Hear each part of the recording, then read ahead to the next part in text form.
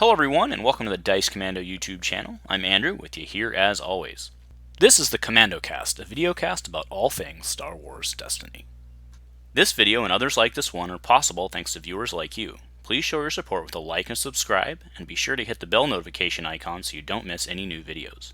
If you want to get involved with the channel, consider becoming a channel member. There are many benefits to channel membership, including access to our Discord, exclusive deck tech and strategy videos, and the opportunity to help create channel content.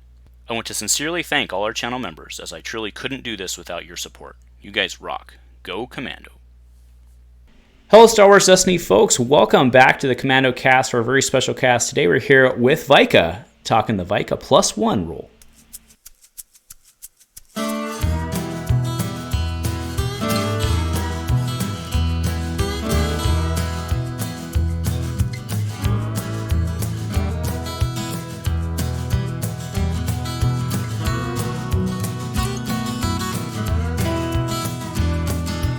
Hey folks, welcome back. Happy Friday. So I am super excited about today's cast. The biggest reason being this guy right here, Vika. I've actually never seen him at this angle. We've played a lot of games before, but the only times I've seen him have been from like that 15-degree downward angle at tournaments being live streamed.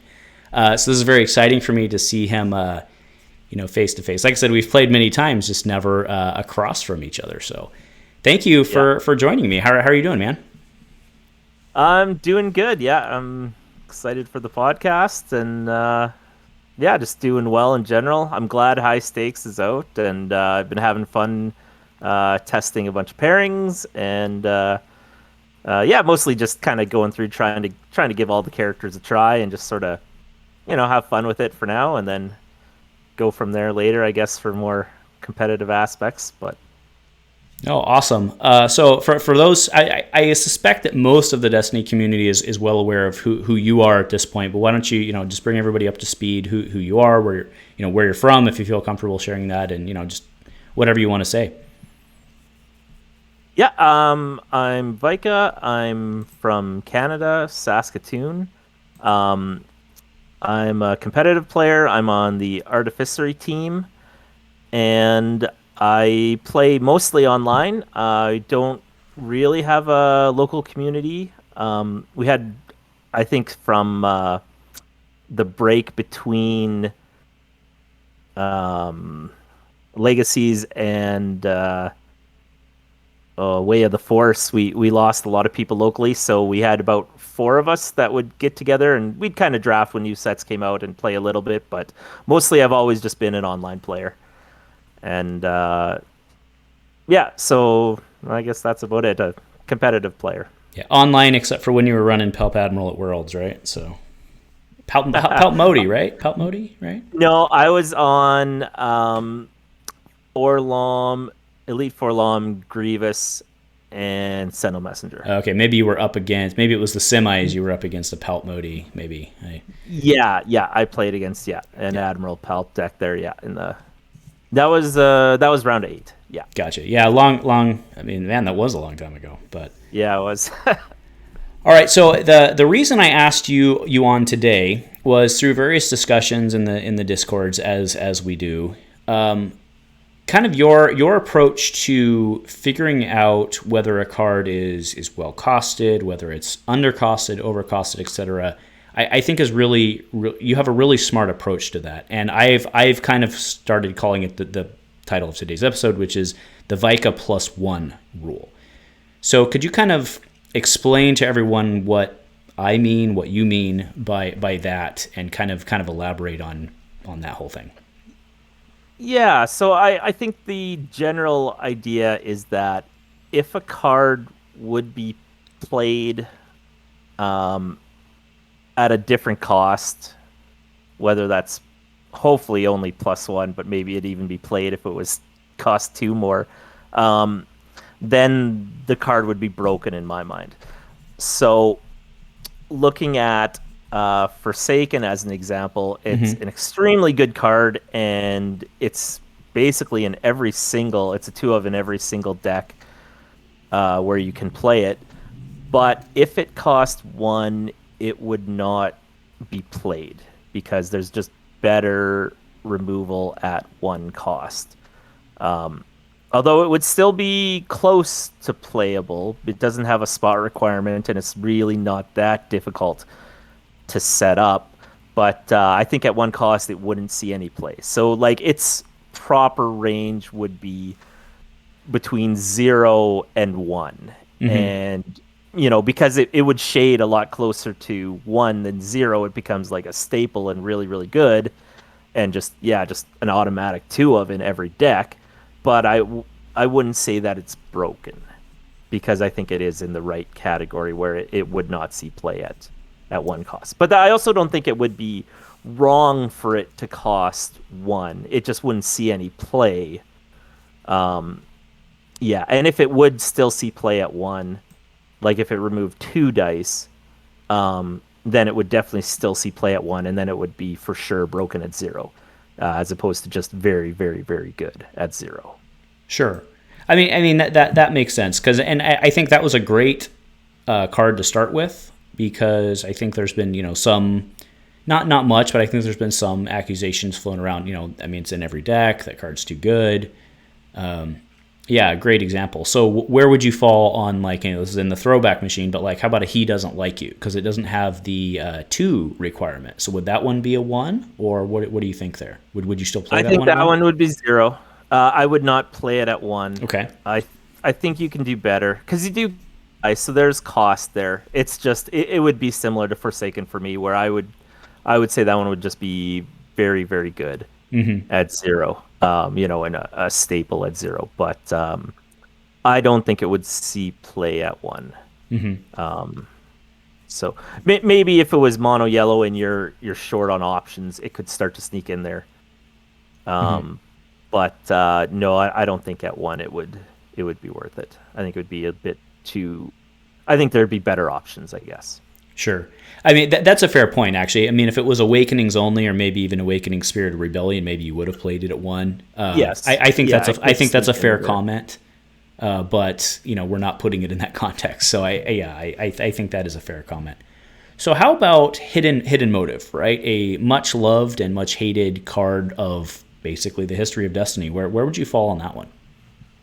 I would say that it's not broken, because again, at 1 it wouldn't see play. It's much more complicated for 0 cost cards than for like 1 or 2 cost cards, because 0 is just it's its own beast, where you can always play it. Like there's no disrupting to keep you off it, or thinking about like, okay, he's got 1 and he's been saving it, so he's doing a piece of he wants to play removal likely, or at least fake that he's got removal or whatever.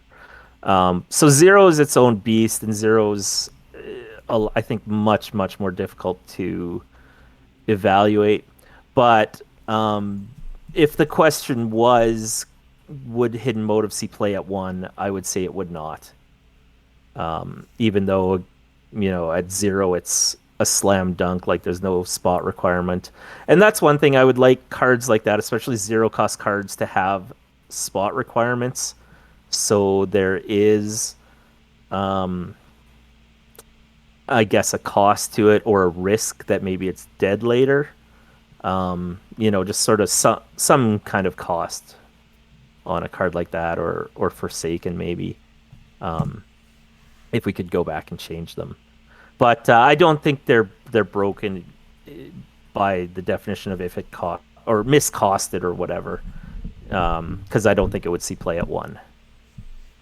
Yeah, it's interesting you say that, actually. I've said that in the past as well, that I think we underutilize the spot mechanic in Destiny currently, just with the way that Destiny has evolved.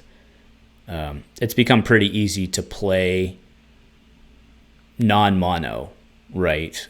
And the spot, I mean, the rainbow thing's the best example. I mean, I don't need to go into huge science on that, but I mean, because that's pretty clear, right? And if you had your, throwback to the Afra machine with all the 0 drops and the card draw, if she had to actually worry about spotting a battle droid, it's a different scenario, right? So yeah, in general, I really like spot requirements on 0 cost, because there's just such a huge difference between 1 cost and 0.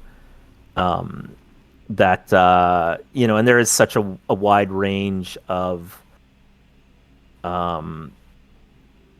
what a card's power level is within that 0 to 1 bracket, that I think adding spot requirements is a really good way to, without putting a resource value on it, actually having, a cost to it.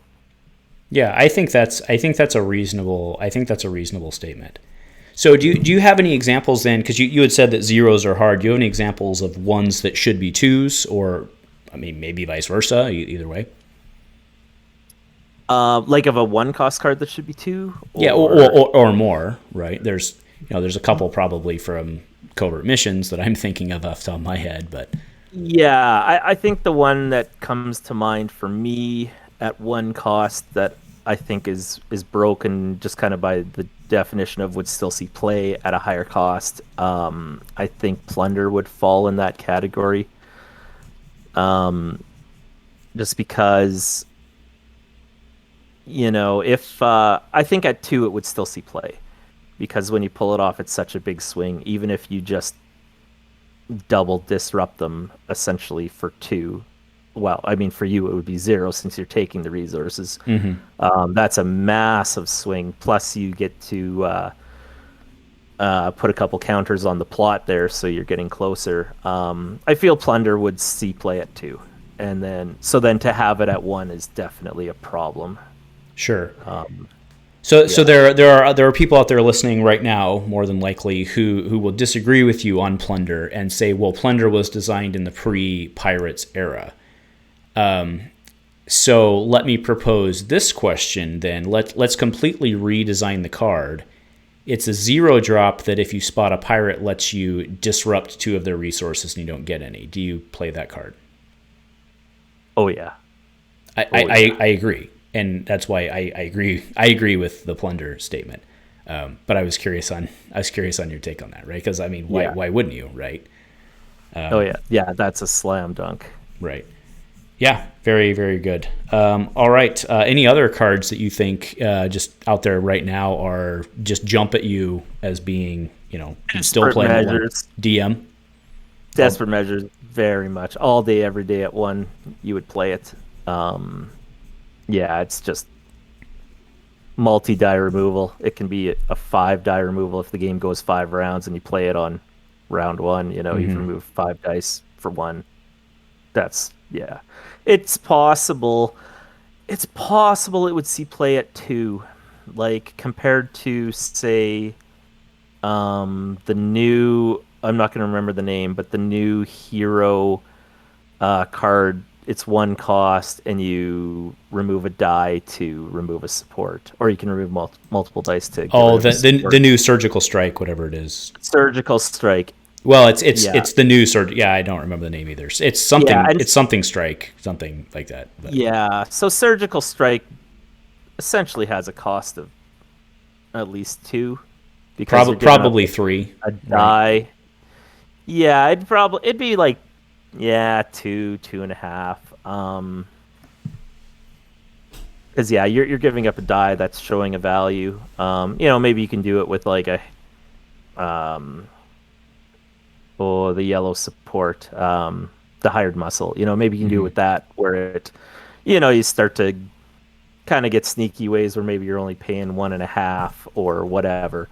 But it's probably just as a ballpark. Its cost is 2. And no, I haven't really seen it around much. I've seen it around a little bit though. And if you're dealing with Akbar, like, it's very, very worth it.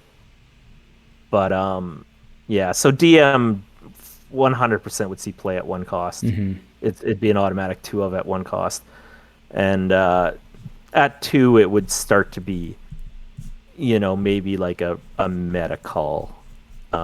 Where if you think there's going to be a lot of Akbar, then yeah, it's worth it. Or if you thought there'd be Fist, if you're playing an Infinite, then it's still amazing against Fist. Or even Megas, it would still be worth it. But yeah, it would get more. It would start to be a meta call at 2 cost. But I could see it sneaking into decks at 2. But anyway, so yeah, so at 0, it's just extremely miscost. Yeah, I think that makes sense to me. So, all right, so those were your ones coming in. I'm going to. So I told him I was going to lightning round him, but it's not going to be a true lightning round because we're actually going to talk about him. So I guess I'm just going to throw out the cards that I had to ask you about.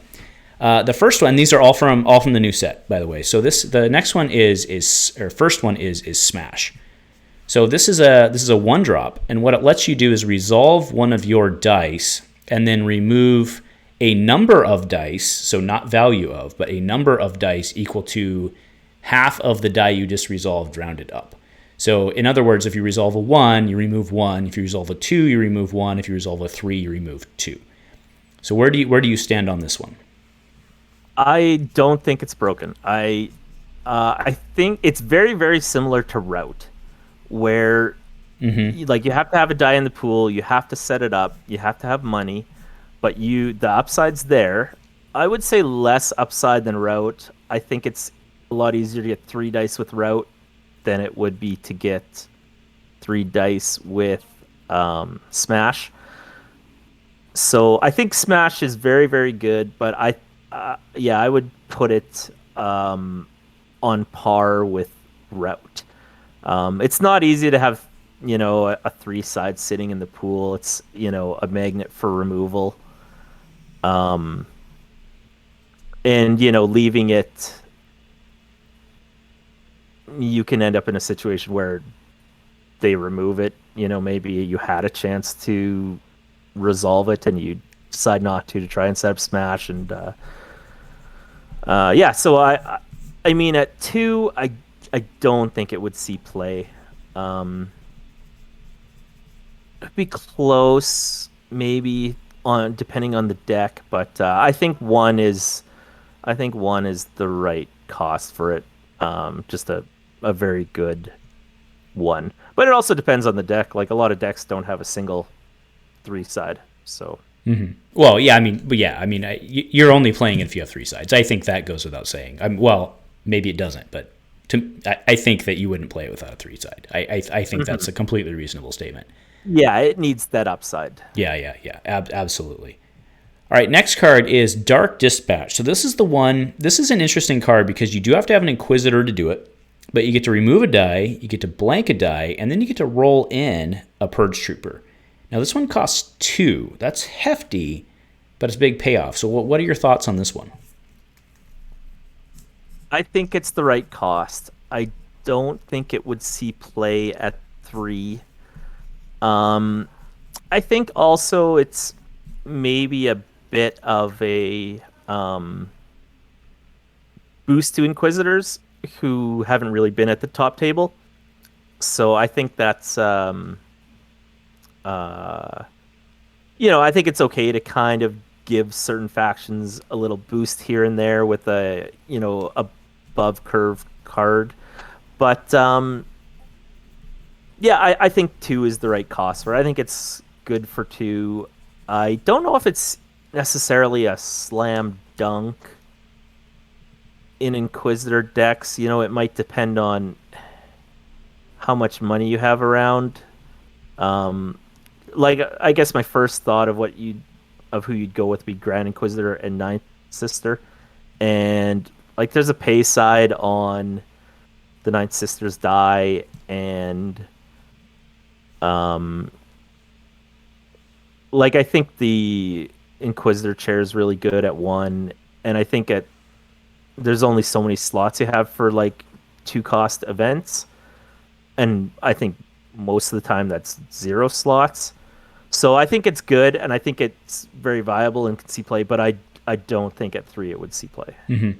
Yeah, actually, I'm going to counter you on just the pairing you threw out. I think that you would play. I think this one's better suited for GI and second, because with ninth, I think you want to play your and I's favorite card, Dark Reflections, right?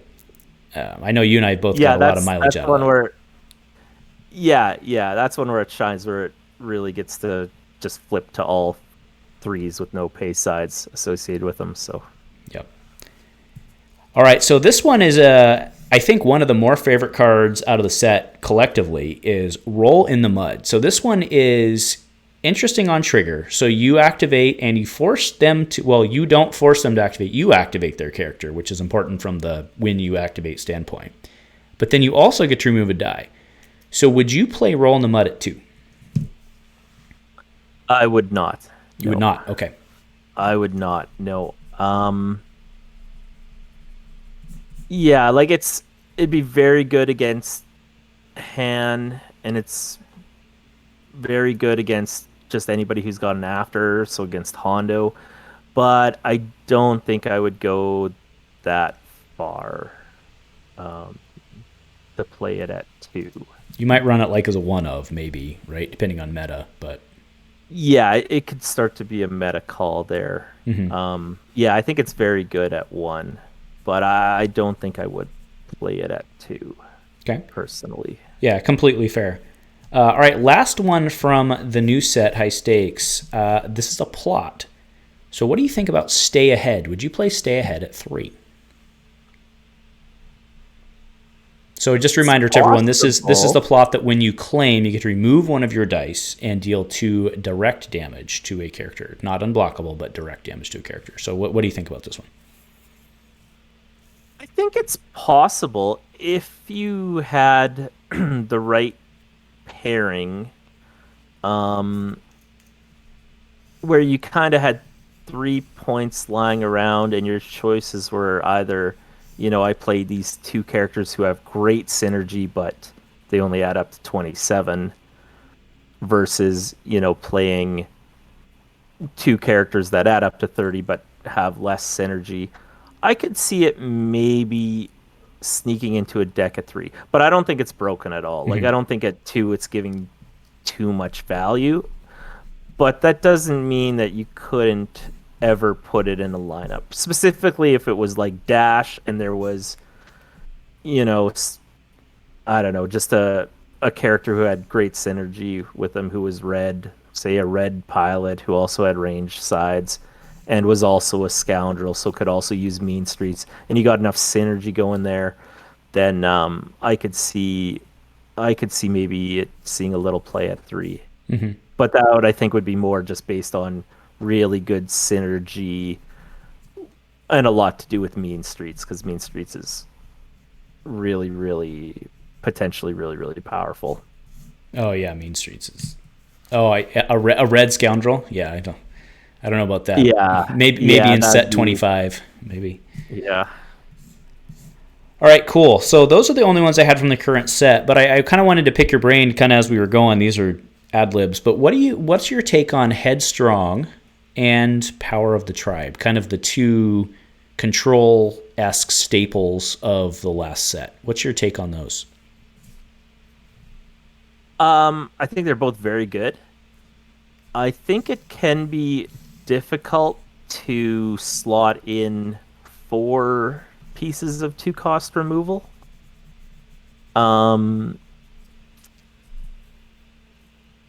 Between the 2, when I find myself choosing, I've been going with Headstrong, even though it has the spot requirement. So I guess I do think it's a little stronger, but it's possible I'm wrong on that. Not having a spot requirement on Power of the Tribe, like if the yellow guy was a bit squishy and always the first target, then I would think definitely Power of the Tribe would be better. But I think I lean towards Headstrong, but I think they're both very good. As long as you can play Power of the Tribe, if your lineup allows for it. Sure. Yeah, I mean, Power of the Tribe is kind of interesting because it actually still works when you only have 1 character alive, right? Which is kind of interesting. So, yeah, I mean, those are just complete staples. And I was just curious what your thought on it, because I agree. Yeah. Power of the Tribe certainly is not worth 3. Headstrong might be worth 3. So I was kind of curious where you were thinking there. I wouldn't pay 3 for Headstrong, I don't think. Just because of the spot? Well, I think at that point, you're not really getting value from it. And I think paying 1 to remove 1 die is fair. I don't think it's like amazing. But I think I like 2-cost removal so long as it's like solid removal. Your powers are weak. I'm less of a fan of because it's more variable. But I find that like round 1, you don't want to pay for removal. I won't pay for removal round 1 unless it's maybe on their resource. That's like the only thing I would remove, or maybe like a double disrupt if they were going to double disrupt me or something. But like basically round 1, I don't want to pay for removal at all. Round 2, I don't want to, but maybe I'll pay for removal. And then round 3, I'm excited to slam Headstrong on the table. So it kind of, you want to build your board, and then later is when you want to be paying for your removal. And by round 3, I'm very, very happy to pay 2 and only give up 1 card, because by that point you have more dice and you need more rerolls, and yeah. Okay, yeah, that's pretty solid. I've started learning. I actually heard that from Moloch and other people that they basically throw all their mitigation back, and I've kind of adopted that practice myself, right? So yeah, I would say the only round 1 mitigation I basically ever keep would be like Forsaken. That's probably it. And DM, because at that point it's a disruption card, right? Oh right. Yeah. Sure. Yeah, depending on the matchup. Right, cool. Well, I think that's pretty much all we had. So I have two more cards I just wanted to throw by you that are kind of not technically subject to the Vika Rule. But what's your take on Create Dragon Lair, the new battlefield we've seen? Claim you can do 2 indirect unless they pay $1, not pay you, but they just have to pay $1. I think it's a good battlefield. Battlefields are very tough because generally, if you're not first, you're last. You just if you're not at the top of the heap, or at least for some decks at the top of the heap, you just don't see any play. So I don't think that it's broken. They have the option to pay 1, which you're probably okay with late game. Early game, you wouldn't want to, but and it's a claim effect. It's not like it's a power action where they are doing it right from the start. They have to be fast. So yeah, I think it's well designed. I think it's good. I think it kind of walks that line well where you have to be a powerful battlefield to see play. So I like it. I think it's good.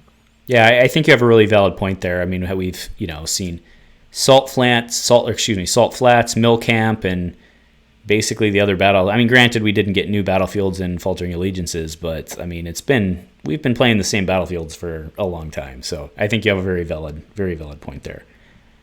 All right, last one for the day is, and fair disclaimer, I love this guy. I played him in opening or in the release weekend tournament. What are your thoughts on Wedge Antilles? I think he's pretty fair. I think he's strong. I also played him at the event tournament, but I don't think he's broken at all. Personally, like his die is not great, although it is good for action cheating, which I don't really do much of myself, just because it's high variance. But with Wedge, it becomes less high variance. It becomes more consistent, I guess, which is good. But his ability is, it's hit and miss. And his die is not great. The only sides I'm excited about are the resource and the 2 ranged, and you can get those sides on cheaper characters. He's a pilot, which is good. Being a red pilot is very good just because of flanked by wingmen, so you get access to good cards there. But I don't think he's broken at all. No. Okay. Yeah, I think he might be a little undercosted, especially concerned with the not him individually, but the combination of him, Benthic, the Crate Dragon, and Stay Ahead, I think is a scary prospect just from a fatigue standpoint.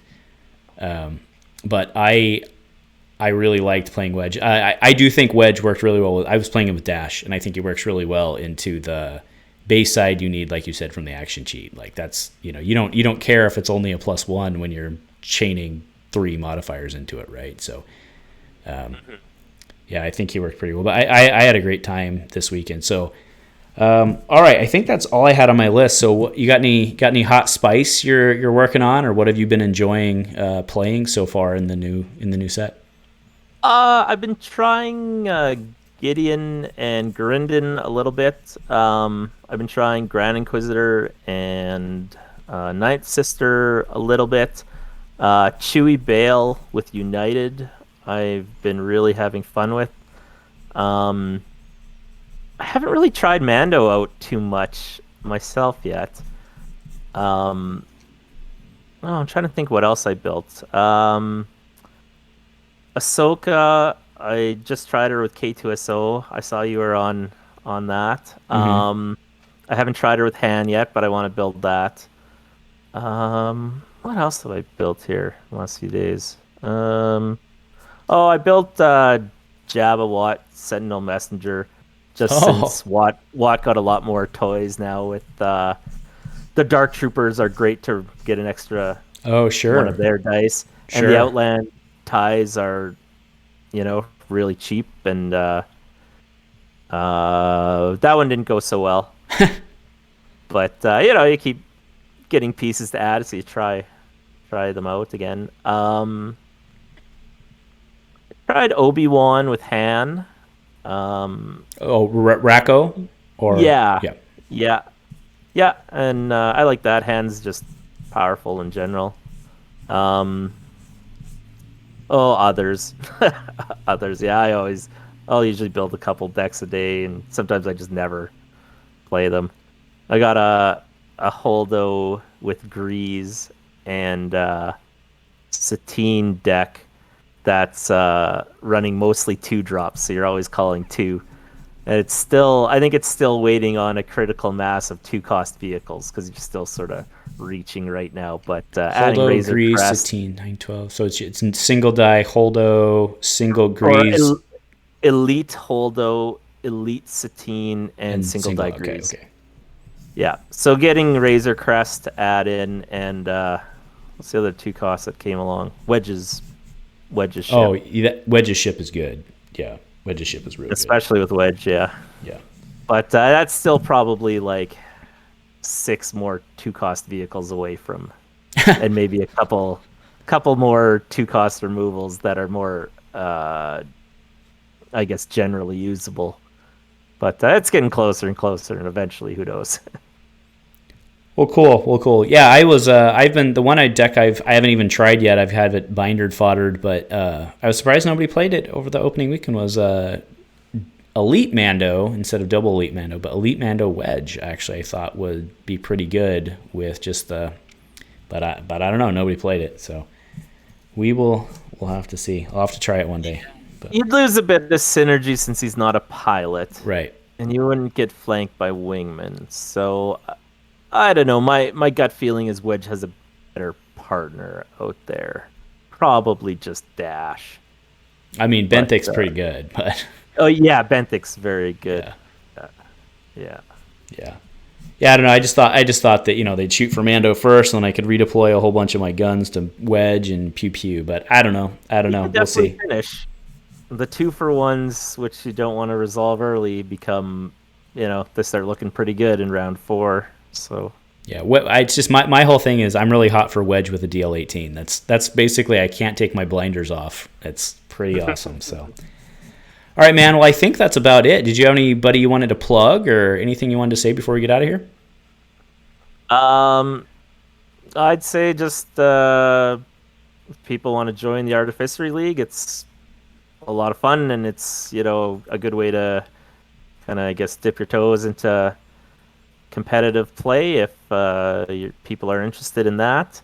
And I for this month, and I kind of hope we continue it for future months. We have a restriction that you can't run the same character lineup twice. So all 8 of your league games for the month, you have to run a new lineup. So that keeps things, pretty fresh. You're not seeing the same decks over and over again. So, and you're not playing the same deck over and over again, and you don't have to feel bad bringing something that's a little bit suboptimal. Like you're not hurting yourself because eventually everyone's not bringing their absolute best tier 1 decks. So I would just plug the Artificer League.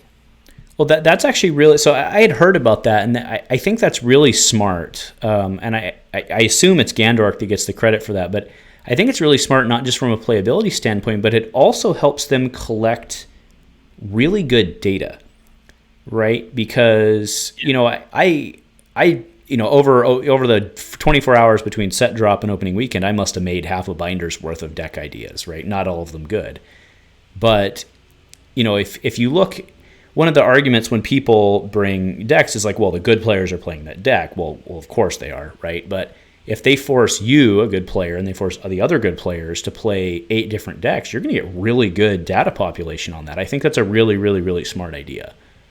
I didn't even think of it from that angle. I just thought of it more from, it's more fun in my mind.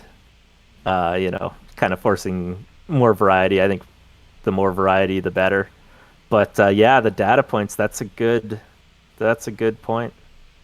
Yeah, and whether intentional or unintentional, very, very interesting there. So anyway, well, I wanted to thank you. I know it's late for you, so I wanted to thank you for hanging out until my kiddo went to bed and we could line up. I really appreciate you stopping by.